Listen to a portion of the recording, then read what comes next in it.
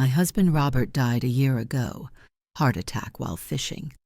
That's what the doctors said. 47 years of marriage, 2 adult children, a house in the suburbs, everything normal. After his death, there was the dog, a Labrador named Buddy, whom Robert adored and took on every fishing trip. Buddy was grieving, whimpering at the door, straining to go outside, always in one direction, as if he wanted to lead me somewhere. One day I decided, let him lead. Maybe in his dog memory, there was still the route he and Robert used to walk. Buddy led me for 40 minutes, through the park, through an unfamiliar neighborhood, to a small house on a quiet street. There was a woman there, and a boy, about 12 years old. The boy saw the dog and screamed. Buddy ran to hug him. My name is Margaret Ellen Hartwell, and I'm 72 years old. I'm telling this story because the world needs to know that betrayal comes in layers. That just when you think you've hit rock bottom, someone hands you a shovel. If you enjoyed this episode, please like, subscribe to the channel, and hit the notification bell. This helps other people find our stories. My husband Robert died on a Saturday morning in October, 1 year and 3 months ago. He was 69 years old, still healthy, or so I thought, still active, still going on his weekend fishing trips like he had for the past 15 years. Fishing, that's what he called it. Every Saturday morning, sometimes Sundays too, he'd load up the truck with his gear, whistle for Buddy, and drive off to the lake. He'd come back in the evening, sometimes with fish, sometimes without, always tired, always happy. Best therapy in the world, he used to say. Just me, the water, and Buddy. A man needs that, Margaret. Time to think, time to breathe. I never questioned it. Why would I? We'd been married for 47 years, raised 2 children together, built a life. Robert was a good husband, attentive, hard-working, present. He never forgot anniversaries, never raised his voice, never gave me reason to doubt. 47 years of trust, 15 years of lies. The day Robert died, I was at home making lunch, expecting him back by 2, as usual. At 1:30, my phone rang. Unknown number. Mrs. Hartwell? This is Sergeant Williams from the county sheriff's office. I'm afraid I have some difficult news. Heart attack. Sudden. He'd collapsed by his truck at the lake parking lot. Another fisherman found him, called 911, but by the time paramedics arrived, Robert was gone. I remember the phone slipping from my hand. Remember sitting down heavily on the kitchen chair. Remember Buddy, who'd stayed home that day because of a vet appointment the day before, coming to me, pressing his warm body against my legs, whimpering as if he knew. Dogs always know. The funeral was large. Robert had been a respected man, retired engineer, church volunteer, Rotary Club member. People came from all over to pay respects. Our children flew in, Kevin from Chicago, Lisa from Denver. They handled the arrangements while I moved through those days in a fog of grief. 47 years, gone in a heartbeat, literally. After the funeral, after the guests left, after Kevin and Lisa flew back to their lives, I was alone. Just me and Buddy in a house that suddenly felt too big, too quiet, too empty. Buddy grieved too. I could see it. He'd go to Robert's chair and sniff it, then look at me with those sad brown eyes. He'd lie by the front door for hours, waiting for someone who would never come home. He'd whimper in his sleep, paws twitching, dreaming of fishing trips that would never happen again. But there was something else, something I didn't understand at first. Every time I took Buddy for a walk, he'd pull, not randomly, always in the same direction. East, toward the park, then through it, then beyond. He'd strain against the leash, looking back at me, pleading, "Buddy, no, we're going this way. Walk it." He'd reluctantly follow, but his heart wasn't in it. His heart was somewhere else, somewhere east. I thought he was trying to find Robert. Dogs do that, don't they? Try to find their lost humans? I thought he remembered some path they'd walked together, someplace Robert had taken him. I was right about that last part, just not in the way I imagined. It happened in January, 3 months after Robert's death, a cold, gray Saturday morning. I was having a particularly hard day. The grief came in waves like that. You'd think you were managing, then suddenly you'd see his coffee mug in the cabinet or smell his aftershave on a sweater, and the wave would crash over you, and you'd drown all over again. Buddy was restless, more than usual, pacing by the door, whimpering, giving me that look, that pleading, desperate look. "Fine," I said finally. "Fine, Buddy. Show me. Show me where you want to go so badly." I put on my coat, clipped his leash, and opened the door. Buddy took off, not running. He was 8 years old, not a puppy, but walking with purpose, determined, like he knew exactly where he was going. We went through the park, past the playground where I used to take Kevin and Lisa when they were small, past the pond with the ducks, to the east entrance, which led to a neighborhood I rarely visited. Buddy kept walking, block after block, turn after turn. I followed, curious now, wondering where this journey would end. 40 minutes. That's how long we walked, and then Buddy stopped, in front of a small house, pale blue siding, white trim, a neat garden, dormant for winter, a tire swing in the front yard. Buddy sat down on the sidewalk and looked at the house, then at me, then back at the house. His tail started wagging. "Buddy, what?" The front door opened. A woman stepped out, mid-40s maybe, dark hair, attractive in a tired sort of way. She was carrying a garbage bag toward the bins at the curb. She saw us, froze. Her face went through several expressions in rapid succession: confusion, recognition, horror, and finally, something like resignation, as if she'd been expecting this moment for 15 years. And then a voice from inside the house. "Mom, is someone—" A boy appeared in the doorway, 12 years old maybe, lanky, dark-haired, wearing a football jersey. Number 17, the same number Kevin had worn in high school. He saw Buddy, his face transformed, lit up with pure, uncomplicated joy, the kind of joy you only see in children and dogs. "Buddy!" He ran, down the porch steps, across the yard, straight to the dog, dropped to his knees and threw his arms around Buddy's neck. "Buddy! Oh my God, Buddy, I missed you so much. Mom, it's Buddy, it's Buddy." The dog was ecstatic, tail wagging so hard his whole body shook, licking the boy's face, whimpering with happiness, making sounds I'd never heard him make before, not even with Robert. They knew each other, not casually, intimately, the way old friends know each other, the way family knows each other. My husband's dog knew this boy, had loved this boy, had been coming here for years. I looked at the child, really looked, and the ground shifted under my feet.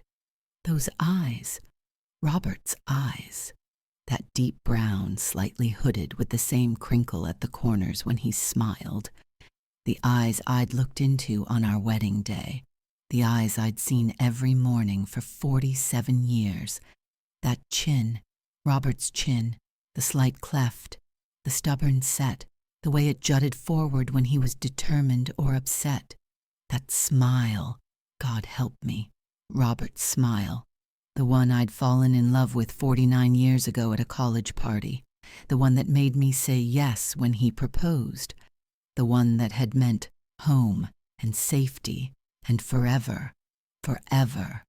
What a joke. I looked at the woman. She was standing by the garbage bins, frozen, her face a mask of horror and recognition. She was pretty, in a careworn way, younger than me by at least 20 years, the kind of woman Robert would have noticed. the kind of woman any man would have noticed. She knew who I was. I could see it in her eyes. She'd seen pictures, probably, or Robert had described me, or she'd simply done the math. Old woman, Robert's dog, showing up at her door. She knew who I was. "You're Margaret," she said. Not a question. A statement of doom. A death sentence to 15 years of secrets. "Yes," I heard myself say. My voice sounded strange, distant, like it belonged to someone else. "And who are you?" The boy looked up from the dog, looked at me, looked at his mother, confusion clouding his joy. "Mom? Who is this lady? Why does she have Buddy?" The woman closed her eyes, took a breath. When she opened them again, I saw 15 years of secrets crumbling to dust. 15 years of lies. 15 years of waiting for a moment that had finally come. "Ethan," she said quietly, "go inside, please." "But Mom, Buddy, inside, now. I'll explain later." The boy, Ethan, her son, Robert's son, reluctantly stood, gave Buddy one last pat, looked at me with those eyes, Robert's eyes, my husband's eyes, full of questions. Then he went inside and closed the door behind him. The woman and I stood on the sidewalk, the January cold biting through our coats, and looked at each other. Two women connected by a man who had lied to both of us. Two women who had lived parallel lives without knowing it. "My name is Danielle," she said, "and I think you and I need to talk." We talked. For 3 hours we sat in her living room while Ethan stayed upstairs. I could hear him pacing, confused, probably terrified. And Danielle told me about her 15-year relationship with my husband. The room was modest but comfortable, a worn couch with throw pillows, family photos on the walls, Danielle and Ethan at various ages, at birthday parties and holidays and ordinary days, and Robert in those photos too, smiling, happy, looking like a man who belonged there, because he had belonged there. For 15 years, every weekend he had belonged there. She served tea, Earl Grey, Robert's favorite. Of course she knew his favorite tea. She probably knew things about him I didn't, preferences and habits from a whole second life. She'd met Robert at a conference. She was a pharmaceutical sales rep. He was consulting for a medical device company. One drink led to another. One night led to 15 years. He was charming, she said, staring into her teacup. So charming. He asked questions about my life, my work, my dreams. He listened, really listened. When's the last time anyone listened to me like that, I thought. When's the last time anyone saw me? I knew what she meant. Robert had that gift, that ability to make you feel like the only person in the room. I'd felt it too, 49 years ago. He told me he was divorced, she said. Her voice was flat, empty, the voice of someone who'd known this day would come and had rehearsed for it in her nightmares. In the beginning, he told me his marriage had ended years ago, that he had grown children who lived far away, that he was lonely. And you believed him? I was 30. He was charming. He paid attention to me in a way no one ever had. She laughed bitterly. I was an idiot, but yes, I believed him. For 15 years, she looked at me. Her eyes were red-rimmed but dry. All the tears, I imagined, had been shed years ago. No, not for 15 years. I found out the truth when I was already pregnant with Ethan, 7 months along. Robert had left his phone on the counter while he showered. A text came through from someone named Kevin. The text said, "Hi, Dad. Mom wants to know if you're coming to Sunday dinner." My heart clenched. Kevin, my Kevin, texting his father while his father was in his mistress's apartment. I confronted him, Danielle continued. He broke down, told me everything, begged me not to leave, said he'd been meaning to tell me, been trying to find the right time, said he loved me, Loved our baby, just needed to figure out the right way to do it. The right way to leave me. He was never going to leave you. I know that now. I think I knew it then too, but I was 7 months pregnant. I'd given up my apartment. My whole life was built around him. And he was so sorry, so genuine. He cried, Margaret, sobbed like a child, promised he'd make it right. But he never did. He never even tried. There was always an excuse, always a reason to wait. First it was after the baby is born, then when Ethan starts school, then when Kevin finishes college, then when Lisa gets married, then... She spread her hands. Then he had his heart attack and died, and I realized he'd been lying to me for 15 years, just like he'd been lying to you. I sat with that for a moment, the weight of it. 15 years of lies, piled on top of my 47 years of what I'd thought was truth. The dog, I said finally, Buddy. Robert brought him to every visit. From the time Ethan was 3 years old, they grew up together, Ethan and Buddy. When Robert couldn't be here, which was most of the time, Buddy was Ethan's connection to his father, his reminder that Dad existed, Dad loved him, Dad would come back. And Robert just brought our family dog to his secret family. I don't think he saw it that way. I think in his mind there were 2 separate lives, 2 separate families. He wasn't taking anything from one to give to the other. He was just sharing. He was living a lie. Yes, he was. She met my eyes, and I let him, for 15 years, because I loved him, because I'd built my life around him, because Ethan loved him, and I couldn't bear to take his father away. So you just let him grieve alone. The words came out harsher than I intended. Danielle flinched. What choice did I have? Her voice cracked. I couldn't exactly call you up and say, Hi, I'm your husband's mistress. Can my illegitimate son visit his dog? I was trying to protect Ethan, trying to protect everyone, trying to hold together what was left of our lives. Everyone except me. Danielle met my eyes, and I saw something there I hadn't expected. Shame. Deep, genuine shame. The shame of someone who knew she'd done wrong and had carried that weight for years. I'm sorry, Margaret. I know that means nothing. I know sorry doesn't fix 15 years of lies, but I am. I'm sorry for my part in it, for believing him when I shouldn't have, for staying when I should have left, for letting my son grow up with a part-time father and a full-time lie. I wanted to hate her. God, how I wanted to hate her. But looking at her, at this tired, broken woman who'd wasted 15 years waiting for a man who was never going to choose her, I couldn't find the hatred. Robert had done this. Robert had lied to both of us, manipulated both of us, used both of us. Danielle wasn't my enemy. She was another victim. The house, I said. This house. Robert bought it? Yes, 8 years ago. It's in his name. She paused. I suppose that means it's in your name now, or your children's. I've been waiting for the lawyers to show up. Every day since he died, I wake up expecting an eviction notice. They haven't contacted you? Not yet. I don't know if Robert had a will, or if he made provisions, or if... She stopped. I don't know anything. I've just been waiting, and terrified, and trying to figure out how to tell Ethan that we might lose our home. I thought about Kevin and Lisa. They didn't know about Danielle, didn't know about Ethan, didn't know their father had been living a double life. They would have to know.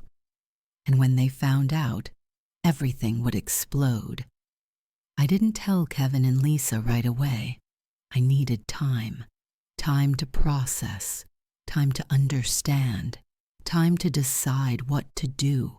I spent long hours sitting in Robert's chair, the leather recliner he'd loved, the one that still smelled faintly of him, staring at the wall, and trying to reconcile the man I'd known with the man Danielle had described. Had there been signs? Had I missed something? Some clue, some hint, some moment where the truth had almost surfaced? I thought back. 15 years. 15 years of fishing trips. Every weekend, rain or shine, summer and winter, holidays sometimes. When I'd stay home to prepare dinners, he'd eat alone.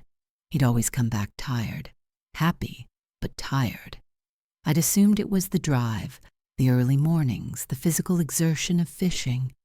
Now I knew the real reason. He was tired from maintaining 2 lives, from being 2 people, from loving 2 families. Had he loved us, both of us? Or had we both been convenient? Me, the stable home base, Danielle, the escape from domesticity? I didn't know, would never know. Robert was dead, and his secrets had died with him.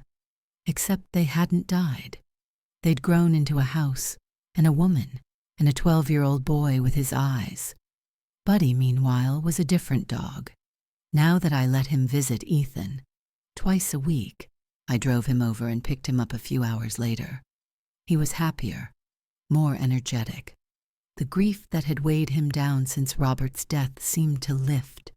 He'd run, actually run, when he saw Ethan, would play fetch in the backyard for hours, would curl up on Ethan's bed while the boy did homework, just like he used to curl up by Robert's feet. Dogs don't understand betrayal, don't understand that Ethan was illegitimate, that Danielle was the other woman, that this family wasn't supposed to exist. Dogs just understand love. And Buddy loved Ethan, had always loved Ethan. One afternoon, watching them play in Danielle's backyard, I had a thought that surprised me. Maybe Buddy was the only honest one in this whole mess. He hadn't hidden his love for Ethan, hadn't pretended one family was more important than the other. He'd simply loved everyone, openly and completely, without shame or secrets. If only Robert had done the same. If only he'd told me the truth years ago. Margaret, I love someone else. I have a child with her. I don't want to leave you, but I can't pretend they don't exist. Would I have accepted it? Probably not. Would I have been devastated? Absolutely. But at least it would have been honest. At least I could have made informed decisions about my life instead of living in ignorance while my husband played house somewhere else. But Robert hadn't been honest, and now I had to clean up the mess he'd left behind. During those weeks, I got to know Ethan better. He was a good kid, polite, smart, a little shy but kind. He showed me his room, full of football posters and video games and a photo of Robert that made my heart clench. He told me about school, about his friends, about how his dad used to help him with math homework. His dad, Robert, my husband. It was disorienting hearing this child talk about Robert as if he were a completely different person. And in a way, he was. The Robert who lived in this house, who played catch with Ethan and helped with homework and read bedtime stories, that Robert was a stranger to me. The Robert I knew was busy, distracted, always off fishing. Now I knew where he'd really been. I also got to know Danielle better. She wasn't what I'd expected. She wasn't a gold digger or a homewrecker by intention. She was a woman who'd made a mistake at 30 and spent 15 years paying for it. She'd never dated anyone else, never tried to pressure Robert to leave me, just waited and hoped, and eventually stopped hoping but kept waiting anyway because by then it was all she knew. I wasted my life on him, she told me one afternoon while Ethan and Buddy played in the backyard. 15 years, my whole 30s and most of my 40s, waiting for a man who was never going to choose me. He didn't choose me either, I said. He just didn't leave. That's not the same thing. No, it's not. We sat in silence, watching the boy and the dog through the window, "What are you going to do?" Danielle asked. "About the house, about everything." "I don't know yet. I need to tell my children first. They have a right to know. They're going to hate me, hate Ethan. Maybe. I don't care about them hating me. I deserve it. But Ethan," her voice broke, "he's innocent. He didn't choose this. He didn't ask to be born into a lie. I know. Margaret," she turned to face me, "I'm not asking for money. I'm not asking for the house. I can find a job, find a place, start over. But Ethan, he lost his father. Please don't take Buddy from him too. Please let him keep seeing the dog. That's all I'm asking." I looked at her, at this woman who had every reason to be my enemy, begging not for wealth or property, but for her son to keep seeing a dog. "Buddy isn't mine to take," I said. "He was Robert's dog, and apparently he belongs to this family as much as to mine." Danielle's eyes filled with tears. "Thank you. Don't thank me yet. Once Kevin and Lisa know, everything changes." I told them in February. Kevin flew in from Chicago. Lisa drove up from Denver. I said it was important, that we needed to discuss their father's estate. They gathered in my living room, my children, their spouses, all looking expectant, waiting to hear about inheritance, about money, about what they would get. I almost lost my nerve, almost decided to keep the secret, let it die with Robert. But secrets have a way of surfacing, and they deserve to know who their father really was. "There's something I need to tell you," I said, "about your father." I told them everything, about Buddy leading me to the house, about Danielle, about Ethan, 15 years of lies. A whole second family hidden in plain sight. Kevin's reaction was immediate rage. "That son of a bitch," he spat, pacing the room. "That lying, cheating son of a bitch. All those years. Fishing. My ass.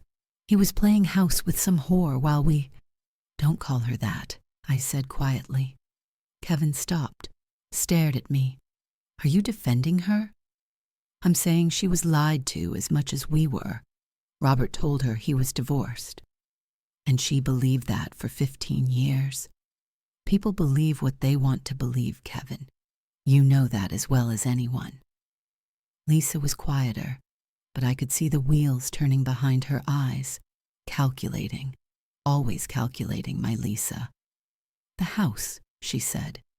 "You said Dad bought her a house? In his name?" "Yes. So it's part of the estate. We need to get a lawyer, get her evicted, sell the property. There's a child, Lisa, a 12-year-old boy who just lost his father. Not our problem. Dad made his choices. We shouldn't have to pay for them. He's your brother."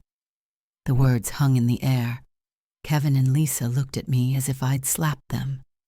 "Half-brother," Kevin corrected coldly. "Illegitimate half-brother. And I don't care what biology says. That kid is nothing to me. He's an innocent child. He's the product of Dad's betrayal, and his mother is a homewrecker who knew exactly what she was doing. They don't deserve a penny of Dad's money." I looked at my children, at Kevin, red-faced with anger, at Lisa, already mentally cataloging assets, at their spouses nodding along supportively, and I felt something shift inside me. This wasn't grief I was seeing. This wasn't even righteous anger. This was greed, pure, naked greed. Their father had been dead for 4 months. They'd barely mourned him. And now, faced with evidence of his betrayal, their first thought wasn't about the pain or the lies or the wasted years. Their first thought was about the money. "I haven't decided what to do about the estate," I said carefully. "I need time to think." "What's to think about?" Kevin demanded. "The will leaves everything to you, then to us. That's it. Those people have no legal claim." "Your father made promises to them, Kevin. He supported them for 15 years. There may be legal claims we don't know about. Then we fight them. We hire lawyers. We protect what's ours. Ours, not mine. Ours. Already counting their inheritance before I was cold in the ground. I said, I need time, I repeated. This is my decision to make, not yours. Kevin opened his mouth to argue, but Lisa put a hand on his arm, gave him a look I couldn't quite read. Of course, Mom, she said smoothly. Take all the time you need. We just want to make sure you're protected. That Dad's legacy goes where it should. Where it should, meaning to them. I'll be in touch, I said. Now I'm tired. I think you should go. They left, reluctantly, with many protests of concern and love, but they left. I sat alone in my living room, Buddy at my feet, and thought about what I'd just seen. My children, my own flesh and blood, and I didn't like what I saw at all. The following weeks were a revelation, and not a pleasant one. Kevin and Lisa started calling daily. Just checking in, Mom. Just wondering if you'd made any decisions. Just worried about you all alone in that big house. The same words my children in the other story used. The same playbook. The same script. They started visiting more often, bringing meals, bringing gifts, being attentive in ways they hadn't been since childhood. It should have warmed my heart. Instead, it chilled me, because I knew what they were doing. They were positioning, maneuvering, making sure Mom stayed on their side, making sure the money flowed in the right direction. Meanwhile, they hired a lawyer. Without telling me, they hired a lawyer to protect the estate. The lawyer sent a letter to Danielle, vacate the property within 60 days or face legal action. I found out when Danielle called me, crying. I don't know what to do, she sobbed. I can't afford a lawyer. I can't fight them. And Ethan, he loves this house. It's the only home he's known. Who sent the letter? I asked, though I already knew. A law firm, representing Kevin and Lisa Hartwell, it says. Your children. My children. Acting in my name. Threatening a widow and orphan without my knowledge or consent. I'll handle this, I told Danielle. Don't worry. They had no right to do that. Margaret, I don't want to cause problems between you and your children. They're causing problems themselves. This isn't your fault. I hung up, called Kevin. You sent a lawyer's letter to Danielle? We're protecting the estate, Mom. It's what Dad would have wanted. Your father wanted that woman and child to be provided for. He bought them a house, supported them for 15 years. He clearly wanted to cheat on you and get away with it. And now he's dead, and the law is on our side. That house is part of the estate. It should be sold. The money should come to us. To us or to you? Silence. Then, what's that supposed to mean? It means I'm starting to wonder whose interests you're protecting, Kevin. Mine or yours? Mom, that's not fair. Cancel the letter. Tell your lawyer to stand down. I haven't decided what to do with the estate, and until I do, you don't make moves without my approval. You're making a mistake, Mom. That woman is manipulating you, using her sob story to get... Good night, Kevin. I hung up. My hands were shaking, from anger, from disappointment, from the dawning realization that my children were not the people I'd raised them to be. Or maybe they were. Maybe they'd always been like this, and I just hadn't wanted to see it. Things escalated quickly after that. Kevin and Lisa arrived together the next weekend, unannounced, concerned about my well-being, worried I was being taken advantage of. They sat in my living room, the same positions they'd taken weeks before, and launched into a coordinated assault. Mom, we've been talking, Lisa began. We think you need help, managing the estate, making decisions. It's a lot for someone your age. Someone my age? You're 72, Mom. You've just lost your husband. You're grieving, vulnerable. And this woman, Danielle, she's obviously trying to manipulate you. How is she manipulating me exactly? By making you feel sorry for her, by using her kid. Classic manipulation tactics. Can't you see what she's doing? What I see, I said slowly, is a woman who was lied to by my husband for 15 years, who raised his child alone, who never asked me for anything except for her son to keep seeing the family dog. And the house? She's not asking for the house? She fully expected to lose the house. She was already looking for apartments. Exactly what a manipulator would say.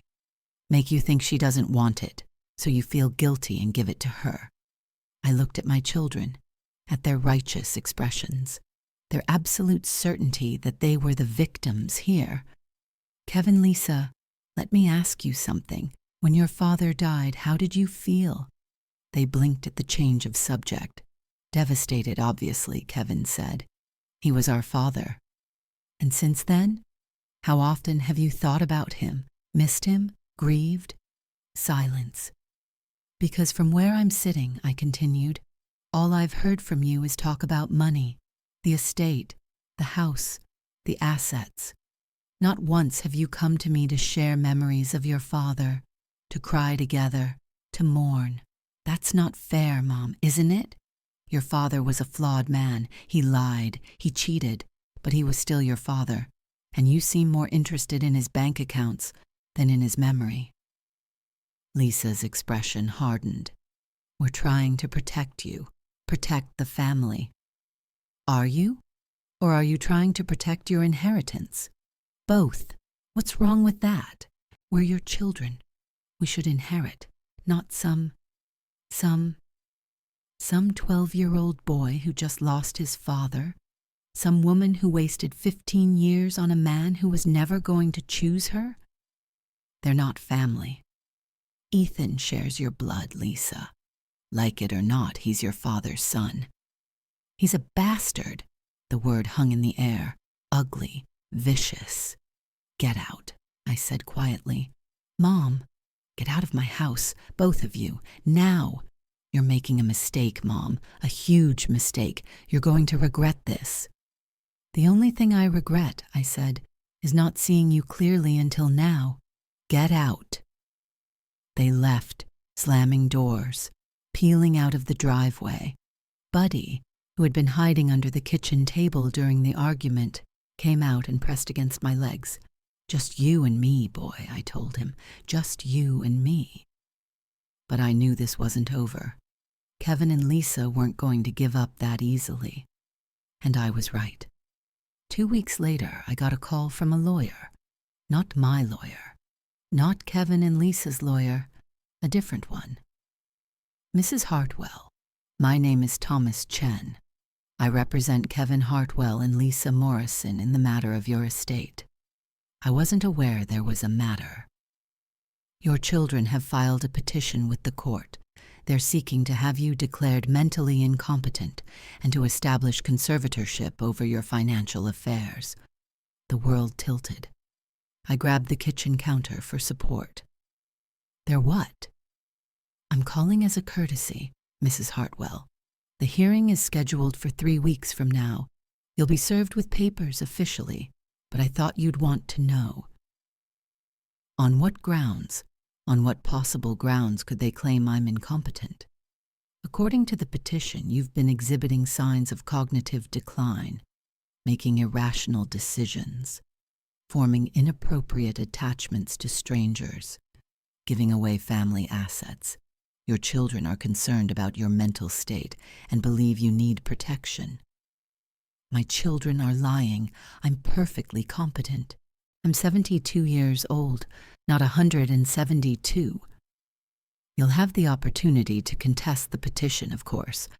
I'd recommend hiring a lawyer immediately. He hung up.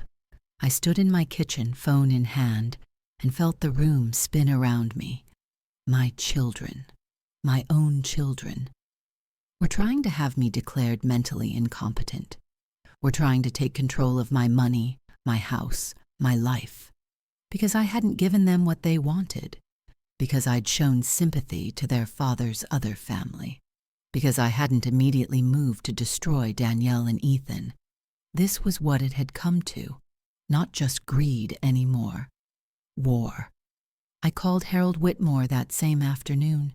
Harold was an old friend, Richard's college roommate actually, though he'd stayed friends with me after Robert and I married. He'd been a lawyer for 40 years before retiring. If anyone could help me navigate this, it was him. "Margaret, slow down," he said. "Tell me exactly what the lawyer said." I told him about the petition, about the hearing, about the accusations of cognitive decline. "Have you shown any signs of cognitive decline?" Harold asked. "No, I'm sharp as I've ever been. I manage my own finances. I drive. I live independently. I'm not confused or demented." "Then their case is weak. But weak doesn't mean impossible. You'll need an independent psychiatric evaluation, documentation of your mental competence, and a good lawyer. Can you represent me?" "I'm retired, Margaret, but I know people. I'll make some calls." "Harold, why would they do this? They're my children. I raised them. I loved them." Silence on the line. Then, "Margaret, how much is Robert's estate worth?" I thought about it. The house, paid off, worth at least $500,000. The retirement accounts, around $400,000. Life insurance, $200,000. Various investments, another $300,000 or so. "About $1.4 million, I said, "give or take." "And if you died tomorrow, who inherits?" "Kevin and Lisa, equally." "And if you gave some of it to Danielle and Ethan, or left them something in a new will?" "Then Kevin and Lisa would get less." "There's your answer. $1.4 million split two ways is $700,000 each. If you give anything to Danielle, the house for example, that's $250,000 less for each of them, maybe more. To some people, Margaret, $700,000 is worth more than their mother's dignity." I thought about my children, about Kevin's rage when he learned of Danielle, about Lisa's calculating eyes. $700,000. That was what my relationship with my children was worth. The next 3 weeks were the worst of my life. Worse than Robert's death. Worse than discovering his affair. Because this wasn't about a dead man's betrayal. This was about my living children trying to destroy me. Kevin and Lisa stopped calling, stopped visiting, communicated only through lawyers. Their attorney sent a list of evidence supporting their claim that I was mentally unfit. Inappropriate attachment to her deceased husband's mistress, plans to divert family assets to non-family members, emotional instability following husband's death, living alone at advanced age without proper supervision. Advanced age. I was 72, not 92. Plenty of people my age lived alone, managed their affairs, made their own decisions. But in the eyes of a court, apparently, being old was almost as good as being crazy. I hired a lawyer, Diana Ross, a sharp woman in her 50s, who Harold recommended. She immediately ordered the psychiatric evaluation. "The good news," Diana told me after reviewing the results, "is that you're not just competent. You're above average for your age. Memory, reasoning, judgment, all excellent. Any judge who sees this report will have serious doubts about your children's claims. And the bad news? The bad news is that competency hearings aren't just about medical evidence. They're about impressions. Kevin and Lisa will have their own experts. They'll put on witnesses, maybe neighbors, maybe family friends, who'll testify that you've seemed off lately, different, confused. The judge will have to weigh conflicting accounts. So they could win. It's unlikely. given how strong your evaluation is, but it's possible, especially if they can paint a convincing picture of a grieving widow being manipulated by a scheming younger woman. That's what they were going to claim, that Danielle was manipulating me, that I'd fallen prey to a con artist who was using sympathy and a cute kid to steal my husband's money. The irony was suffocating. My children, who were literally trying to take control of my money against my will, were accusing someone else of financial manipulation. Diana started building our defense. She subpoenaed records, interviewed witnesses, dug into Kevin and Lisa's finances, and what she found was illuminating. Kevin, the successful financial consultant, was drowning in debt, bad investments, a lifestyle he couldn't afford. He owed $300,000 to various creditors, and the only asset that could cover it was my house, my inheritance.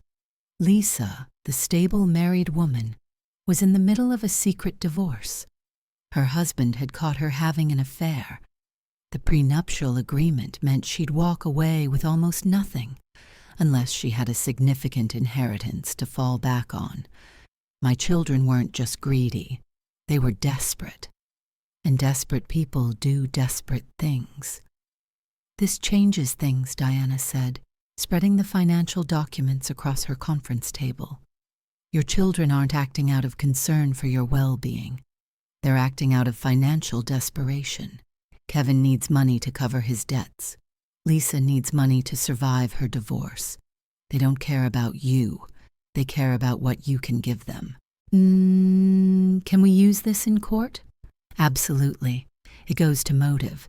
It shows that their concern for your mental health is really concern for their bank accounts. I looked at the papers, at the evidence of my children's failures, their debts, their secrets, their lies. They hadn't told me any of this.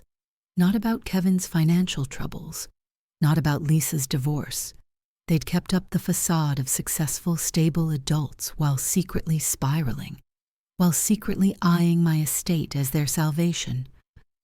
They didn't learn from Robert, I said quietly. What do you mean? Robert kept secrets, built a whole second life based on lies. And here are my children doing the same thing, hiding the truth, pretending everything is fine, using deception to get what they want. Apple doesn't fall far from the tree. No, I suppose it doesn't. But there was another possibility, a worse one. What if they'd learned from Robert? What if he'd taught them by example that lying was acceptable, that cheating was justified, that people were tools to be used? I'd thought I was raising my children, but Robert had been raising them too, and apparently his lessons had stuck. The week before the hearing, something happened that changed everything. Kevin and Lisa came to my house, unannounced as usual, but this time was different. This time they didn't bother with pretense. Mom, we need to talk, Kevin said, pushing past me into the living room. My lawyer said I shouldn't speak to you without her present. Forget the lawyers. This is family. He sat down heavily on the couch. Lisa took the armchair. I remained standing. Here's the deal, Kevin said. Drop your support for that woman and her kid. Sign over power of attorney to us. We'll withdraw the competency petition and pretend none of this happened. And if I don't, then we go to court. We have witnesses, Mom. People who'll testify that you've been acting strange. The neighbor lady, Mrs. Patterson. She's noticed you talking to yourself. Your hairdresser says you've been forgetting appointments. Your doctor... My doctor what? Kevin smiled. It wasn't a nice smile. Dr. Morrison is an old friend of mine, remember? We went to college together. He's prepared to testify that he's had concerns about your cognitive function for some time. That's a lie. I just had a checkup last month. Dr. Morrison said I was in excellent health. That's not what his testimony will say. I stared at my son, at this stranger wearing my son's face. You're bribing a doctor to lie about me. We're protecting the family, Mom, the family money, from you making stupid decisions because some whore cried on your shoulder. Don't call her that. She is that. She slept with a married man for 15 years. She had his bastard, and now she's working you, making you feel sorry for her, trying to get her hooks into the estate. Can't you see that? What I see, I said quietly, is my children trying to steal from me, using lies and bribery and legal threats. You're no better than Robert, Kevin. At least his mistress was honest about what she wanted. Kevin's face went red. He stood up, stepped toward me. Sign the papers, Mom, I'm not asking. Or what? Or we do this the hard way, and you lose everything. I felt Buddy press against my legs. He was growling, low, deep in his throat. I'd never heard him growl at Kevin before, but then Kevin had never threatened me before. Get out of my house, I said. Not until you sign. I'm not signing anything. Kevin grabbed my arm, hard. His fingers dug into my flesh, the same fingers I'd held when he was learning to walk, the same hand I'd bandaged when he fell off his bicycle. You're going to sign, or... The world exploded. One moment Kevin was gripping my arm. The next he was on the floor, screaming, with 60 pounds of Labrador on top of him, teeth bared inches from his throat. Buddy was snarling, actually snarling, like a wolf, like a creature I'd never seen before. His lips were pulled back, exposing teeth I'd only ever seen used to gently carry toys. His hackles were raised, a ridge of fur standing up along his spine. His usually gentle face was twisted into something primal, protective, terrifying. This wasn't the same dog who begged for belly rubs and slept on the couch. This was an animal protecting his pack, protecting me. Kevin was screaming, high-pitched and terrified. Call off the dog, Mom, call off the dog. He's going to kill me. Lisa was pressed against the wall, frozen in terror. Her mouth was open, but no sound came out. She looked like she was going to faint. I stood there, watching. My arm throbbed where Kevin had grabbed me. My heart pounded. But I didn't move to help him, didn't call Buddy off. Not yet. You came into my house, I said quietly. You threatened me. You tried to force me to sign away my rights, and now you're afraid? Mom, the dog! Buddy's teeth were maybe 2 inches from Kevin's throat. One bite, and my son would be dead. One wrong move, and my grandchildren would be fatherless. The thought should have horrified me, should have sent me rushing to intervene. Instead, I felt a cold clarity, a terrible understanding of what my children had become, what they were willing to do. Buddy, I said finally, my voice steady. Enough. Come here, boy. The dog backed off, slowly, deliberately, never taking his eyes off Kevin, came to stand beside me, still growling low in his throat, still ready, still protecting. Kevin scrambled to his feet. His expensive shirt was torn, a long rip from collar to chest. There was a red mark on his throat where Buddy's teeth had nearly connected. His face was ashen, covered in sweat. That dog is dangerous. His voice cracked like a teenager's. He attacked me. I'm calling animal control. I'll have him put down. You grabbed me, Kevin. You threatened me. Buddy protected me. Now, I barely touched you. You grabbed my arm hard enough to leave bruises. I pulled up my sleeve. Red marks were already forming, finger-shaped shadows on my skin. You wouldn't leave when I asked. You tried to force me to sign documents against my will. I paused. And all of this is on camera. Kevin froze. The color drained from his face even further if that was possible. What? I pointed to the corner of the ceiling. A small camera, barely visible, installed after I learned about Danielle. I'd become paranoid about security. after discovering my husband's secret life. I'd wanted to know if anyone came into my house, if anyone went through my things, if anyone tried to take advantage of a grieving widow. Apparently, my paranoia was justified. "Everything that happened today is recorded," I said. "You grabbing me, threatening me, trying to coerce me into signing documents, your sister standing there watching and doing nothing, all of it." Lisa found her voice. "You can't use that in court. You didn't tell us we were being recorded. That's illegal." "This is my home, Lisa. In this state, I have every right to record what happens in my own residence. One-party consent. I consented. That's all the law requires." I smiled thinly. "And I assure you my lawyer will be very interested in what happened today." Kevin's face went through several colors: red, white, gray, like a traffic light of emotions, fear, shame, rage, and finally something like desperation. "You planned this," he said. "You set us up. You wanted us to do something on camera." "No. I wanted you to be decent human beings. I wanted you to accept that your father had another family, and that maybe, just maybe, they deserved compassion rather than destruction. I wanted you to be the children I raised." I shook my head. "But you set yourselves up. I just made sure there was a record." "Mom, get out, both of you, and tell your lawyer that the competency hearing is going to be very interesting indeed." They left, running, almost, stumbling over each other to get to the door. Lisa didn't even grab her purse. I found it on the couch later, expensive leather with her initials monogrammed in gold. Buddy watched them go, still growling, still on alert. Even after the door slammed, he stood rigid, listening, making sure they were really gone.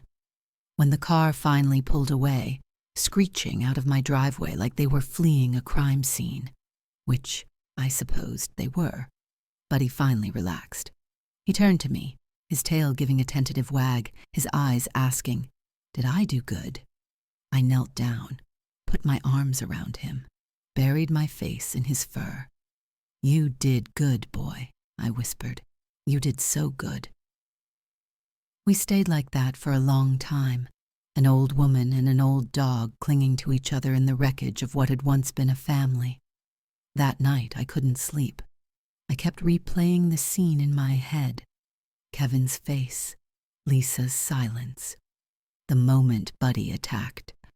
My children had tried to force me to sign away my rights, had threatened me, had laid hands on me, and my dog, my husband's dog, the dog who had led me to Robert's other family, the dog who loved everyone unconditionally, had protected me from my own son. Dogs know, they always know. I got up around midnight, made tea, sat in the kitchen with Buddy at my feet. "What am I supposed to do now, boy?" I asked him. "They're my children. I gave birth to them, raised them, loved them, and they've become this." Buddy looked up at me with those brown eyes. Didn't judge, didn't offer solutions, just loved. "Your other family," I said. "Danielle and Ethan. You loved them too, didn't you?" Tail wag. "And they never tried to hurt anyone, never threatened, never schemed." I stroked his ears. "Maybe you had the right idea all along. Maybe you knew who the real family was." I thought about Danielle, about her tired eyes and her quiet shame, about how she'd expected nothing from me except the chance for her son to keep seeing a dog. I thought about Ethan, about his joy when he saw Buddy, about his Robert's eyes and Robert's chin, and the way he called me Mrs. H with shy politeness. I thought about my own children, about Kevin's grip on my arm, about Lisa's calculating silence, about their lawyers and their lies, and their determination to take everything from me. And I made a decision. I called Danielle the next morning. "Can we meet? There's something I need to discuss with you." We met at a cafe downtown. Neutral territory. She looked nervous, probably expecting bad news. The competency hearing is next week, I told her. My children are trying to have me declared mentally unfit so they can take control of my finances. Margaret, I'm so sorry. Let me finish. They're doing this because I showed you compassion, because I didn't immediately try to destroy you and Ethan. In their eyes, that makes me crazy. That's insane. Yes, it is. I took a breath. Danielle, I have a proposition for you. What kind of proposition? Help me fight them. Testify at the hearing. Tell the judge what really happened. How Robert lied to you. How you never knew about me. How you've asked me for nothing except for Ethan to see the dog. Help me show the court that I'm not being manipulated, that I'm making rational decisions about people who deserve compassion, not punishment. Danielle stared at me. You want me to help you against your own children? My children are trying to steal from me. You never tried to steal anything. I know who my enemies are, Danielle, and I know who they aren't. Tears welled in her eyes. Margaret, I don't know what to say. Say yes. Say you'll help me, and in return I'll make sure you and Ethan are provided for. The house is yours. I'll put it in your name, and I'll set up a trust for Ethan's education. I can't accept that. You can. You will. Robert wanted to take care of you both. He just didn't have the courage to do it properly. I'm going to finish what he couldn't. But your children, my children, will inherit what's left, which, after legal fees and the trust and the house, will be significantly less than they expected. Maybe that will teach them something. Probably it won't. I shrugged.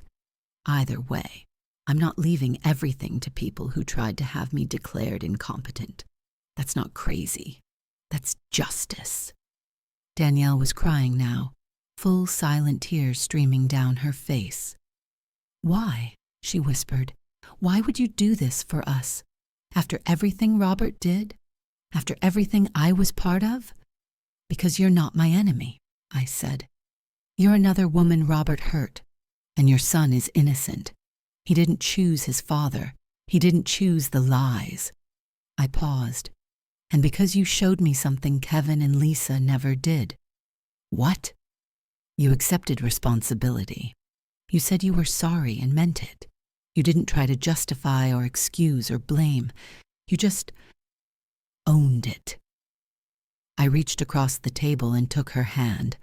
That's more than my own children have ever done. We sat there for a long time, two women connected by a dead man's lies, holding hands in a coffee shop, planning a war. The hearing was held on a gray Tuesday morning in late March. The courtroom was small, functional. Judge Patricia Molina presiding. Kevin and Lisa on one side with their lawyer, me on the other with Diana, various witnesses waiting to be called, and Danielle sitting in the gallery, ready to testify. Kevin and Lisa's lawyer went first. He painted a picture of a grieving widow, confused and vulnerable, preyed upon by a scheming younger woman. He called Mrs. Patterson, who testified that I sometimes seemed to be talking to myself in the garden. He called my hairdresser, who said I'd missed 2 appointments. He called Dr. Morrison, who, despite his recorded notes showing me in excellent health, testified that he'd had concerns about my cognitive function for some time. Diana cross-examined each witness, got Mrs. Patterson to admit she'd talked to Kevin before agreeing to testify, got the hairdresser to admit she'd been paid $200 for her time, got Dr. Morrison to admit that his concerns weren't documented anywhere in my medical file. Then she presented our evidence. First, the psychiatric evaluation, complete cognitive testing showing above-average function for my age. Second, my financial records, meticulously maintained, every bill paid on time, no signs of confusion or mismanagement. Third, The video. Diana had made sure to have it authenticated and cleared for admission. When it played on the courtroom screen, Kevin grabbing my arm, threatening me, trying to force me to sign documents, the judge's face went cold. Mrs. Hartwell, Kevin's lawyer said quickly, is known to have edited. The video has been verified by a forensic expert, Diana cut in. Chain of custody is documented. What you see is what happened. The judge watched the video twice, watched Buddy knock Kevin down, watched my calm response afterward. Mr. Hartwell, she said slowly, is that you in the video? Kevin's lawyer tried to object. Kevin himself looked like he wanted to sink through the floor. Yes, Your Honor, he finally admitted, but I was just trying to. I've seen enough. The judge turned to me. Mrs. Hartwell, in your opinion, are you mentally competent to manage your own affairs? Yes, Your Honor. Do you feel you're being manipulated by anyone? Only by my children, Your Honor, who have lied, bribed witnesses, and physically threatened me in an attempt to take control of my money. And the woman, Danielle Morrison, who your children claim is manipulating you, is a victim of my late husband's deception, just as I was. She's asked nothing from me except for her son to visit our dog. I've chosen to help her because it's the right thing to do. Not because I'm confused or incompetent, but because I believe in compassion over greed. The judge was quiet for a moment. Then she turned to Kevin and Lisa. I've reviewed all the evidence in this case. The psychiatric evaluation shows Mrs. Hartwell to be fully competent. The so-called witnesses presented by the petitioners have been shown to be unreliable or compromised. And the video evidence shows the petitioners engaging in what appears to be elder abuse, physical coercion, threats, attempted fraud. Kevin's lawyer stood up. Your Honor. Sit down, counselor. I'm not finished. He sat. This petition is denied. Mrs. Hartwell is clearly competent to manage her own affairs. Furthermore, I'm referring the video evidence to the district attorney's office for possible criminal charges against Kevin Hartwell and Lisa Morrison. Kevin went white. Lisa made a small sound, almost a whimper. Mrs. Hartwell, the judge continued, I'm sorry you had to go through this. No parent should have to defend themselves against their own children. I hope you find peace and justice. Thank you, Your Honor. Court is adjourned. After the hearing, Danielle found me in the hallway. You won, she said. Margaret, you won. We won, I corrected. You testified. You told the truth. That mattered. What happens now? With Kevin and Lisa? Criminal investigation, probably. At minimum, they're out of my life, permanently. I'm sorry.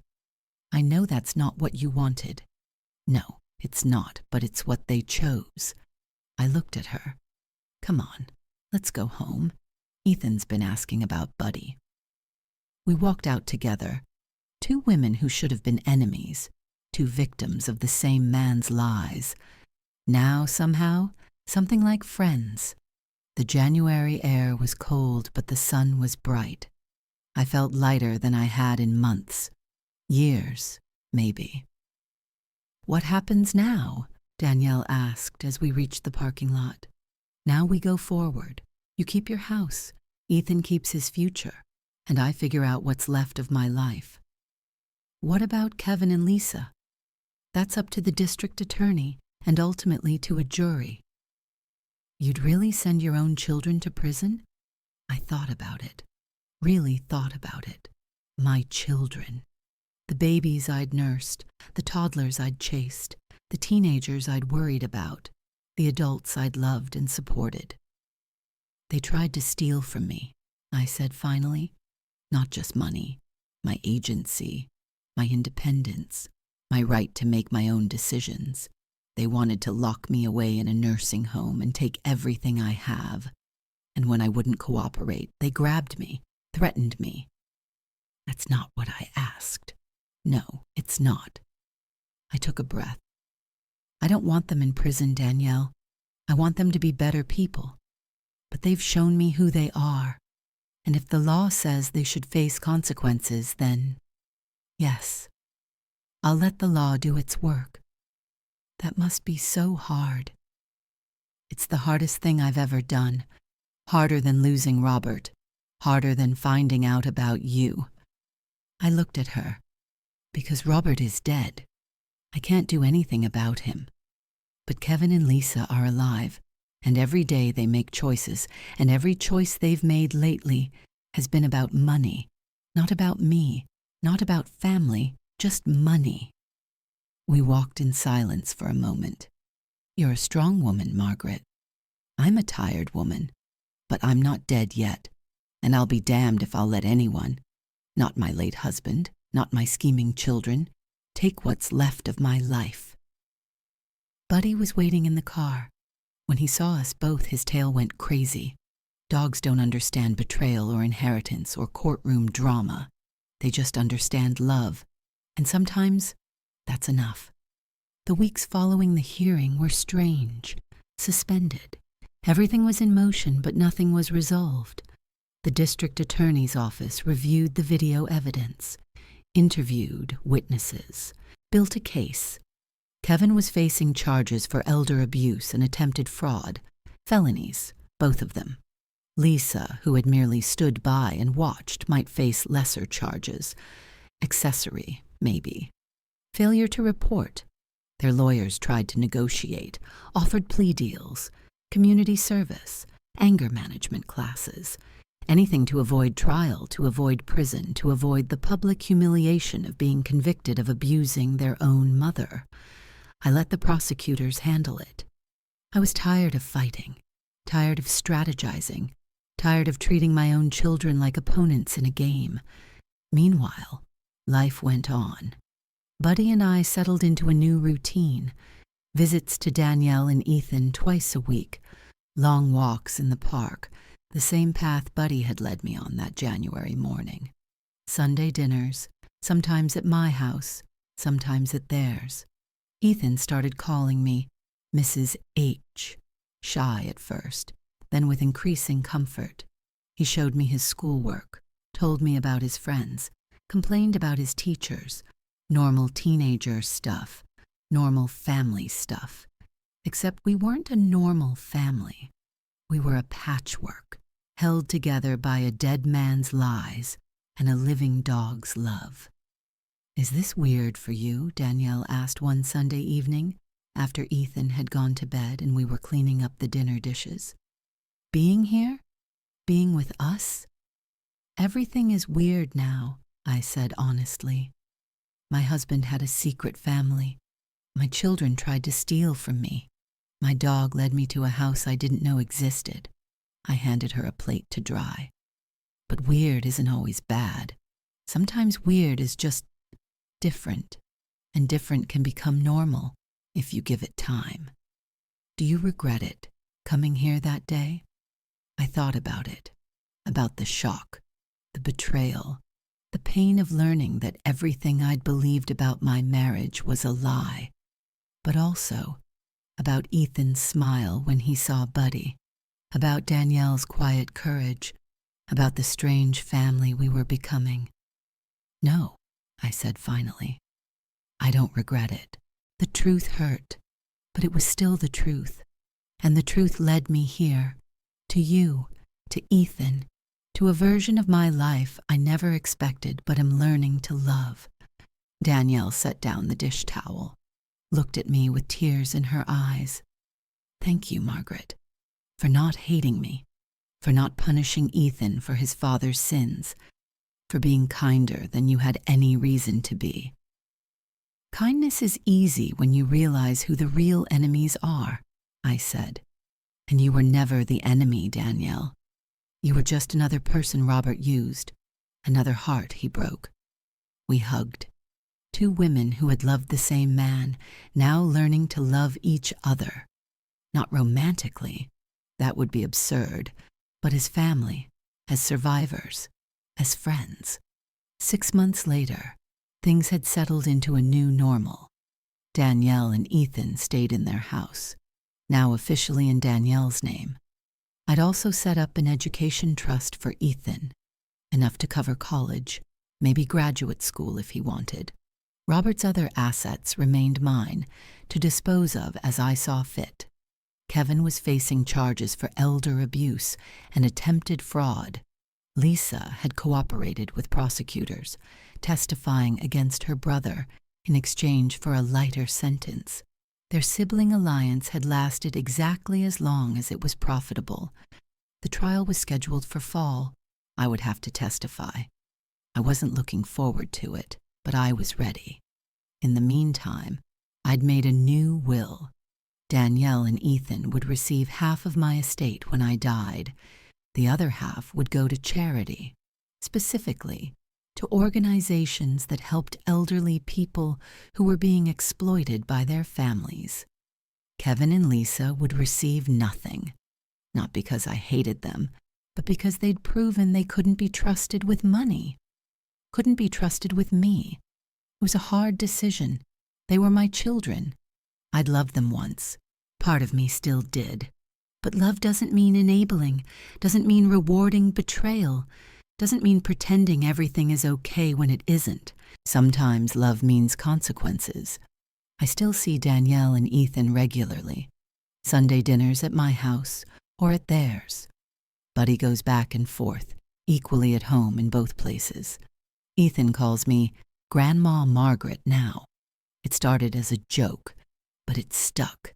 He's 13 now, growing like a weed, still wearing football jerseys, still with Robert's eyes and chin.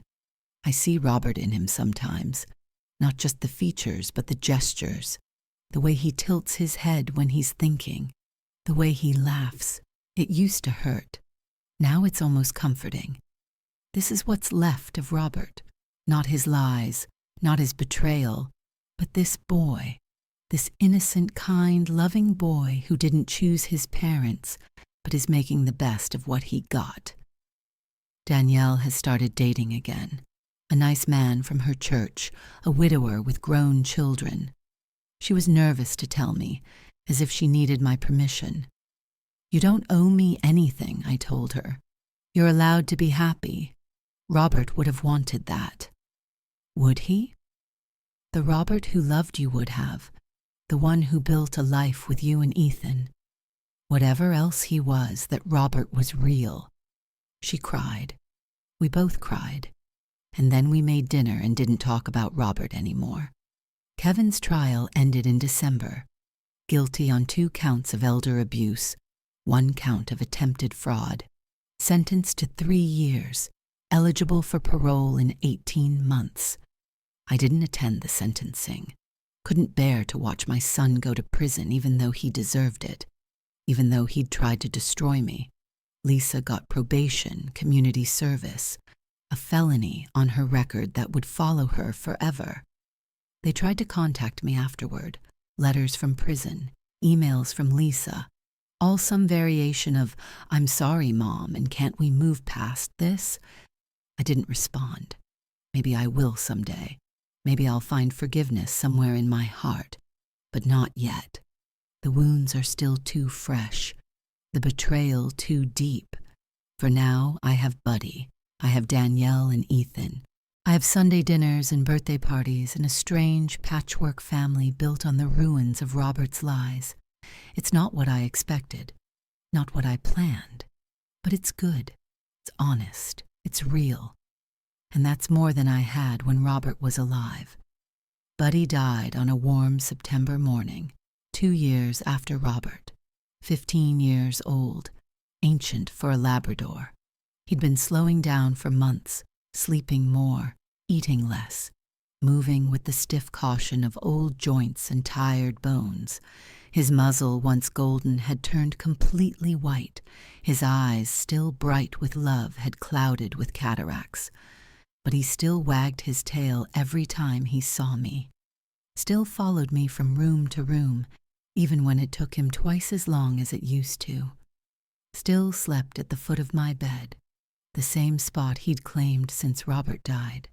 In the last weeks, he couldn't manage the stairs anymore. I set up a bed for him in the living room, with his favorite blanket and his old squeaky toy, the one Robert had given him as a puppy. He'd lie there and watch me, his tail giving a weak thump whenever I passed by. The vet came to the house, Dr. Patterson, who'd been treating Buddy for years. She examined him gently, running her hands over his thin frame, looking into his clouded eyes. "His kidneys are failing," she said quietly. "His arthritis is severe. He's in pain, Margaret. He's been hiding it, because that's what dogs do. But he's suffering." "How long?" "Days, maybe a week. But it won't be comfortable. It won't be kind." I knew what she was saying, what she was offering, the kindest thing, the hardest thing. "Tomorrow," I said. "Come back tomorrow. I need one more night." That night I lay on the living room floor next to Buddy, just the two of us, like it had been for the first year after Robert died.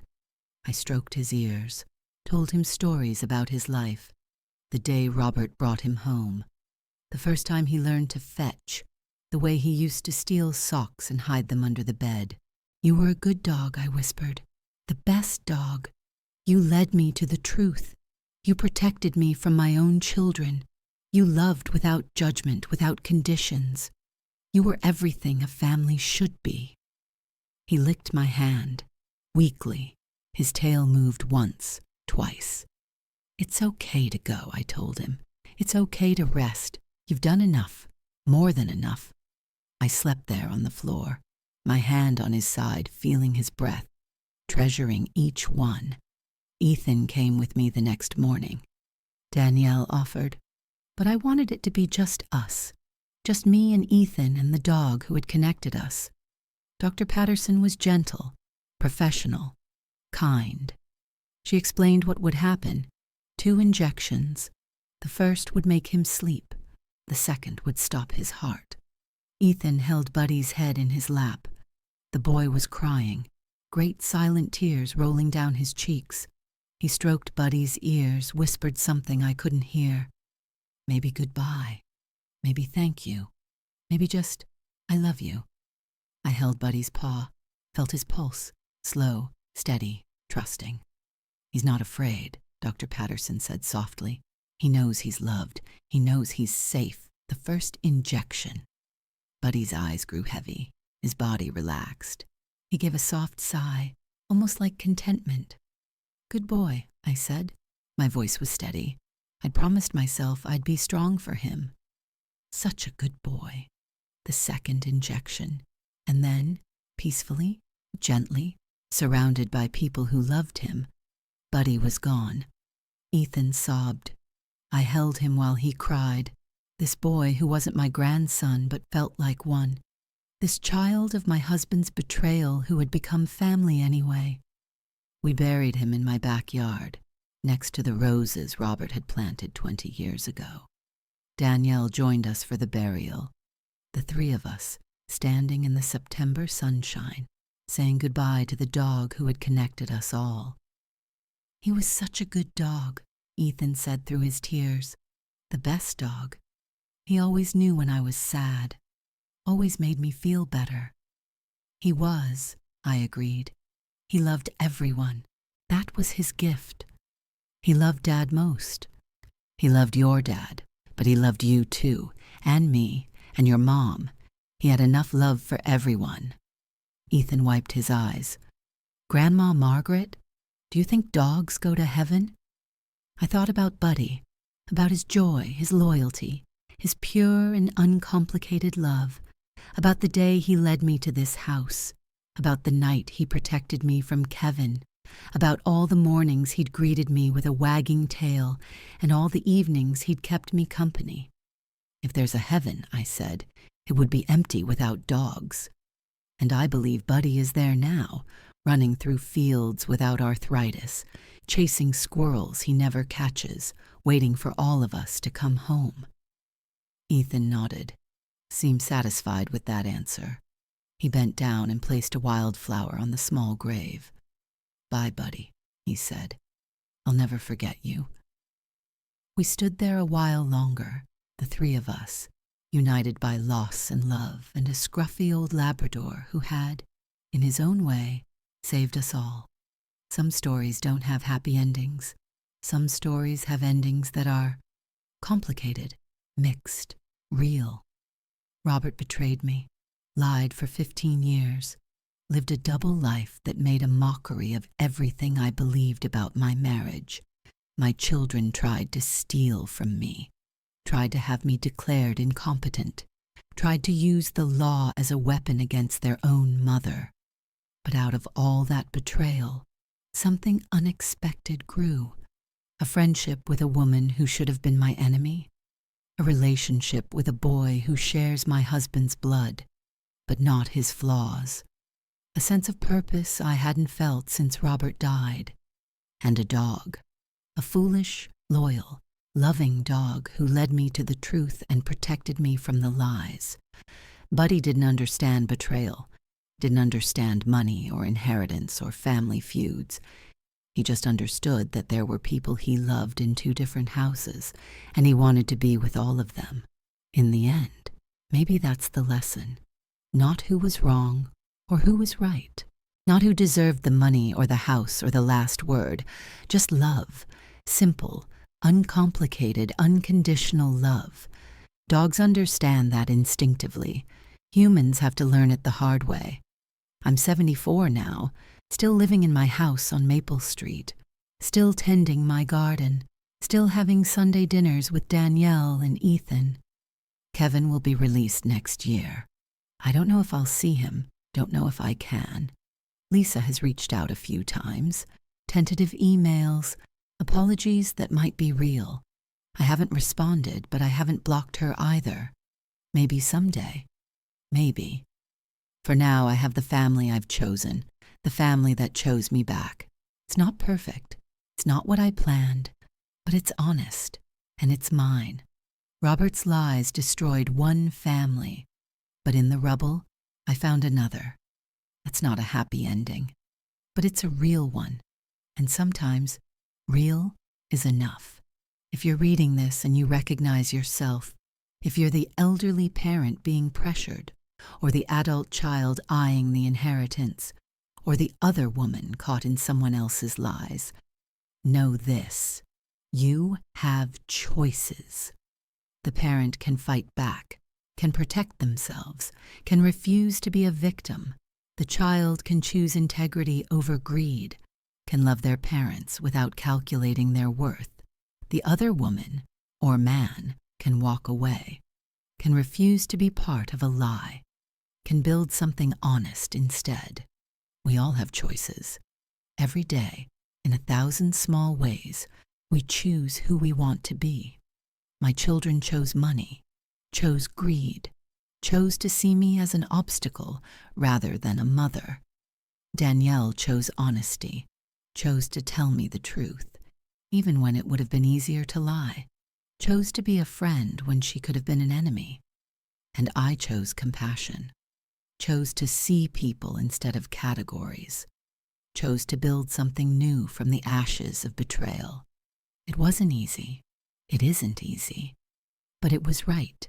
And Buddy, my sweet, simple, loving Buddy, he made the same choice every day of his life. He chose to love everyone, to see the best in people, to protect and comfort and be present. He was just a dog, but he was also a teacher.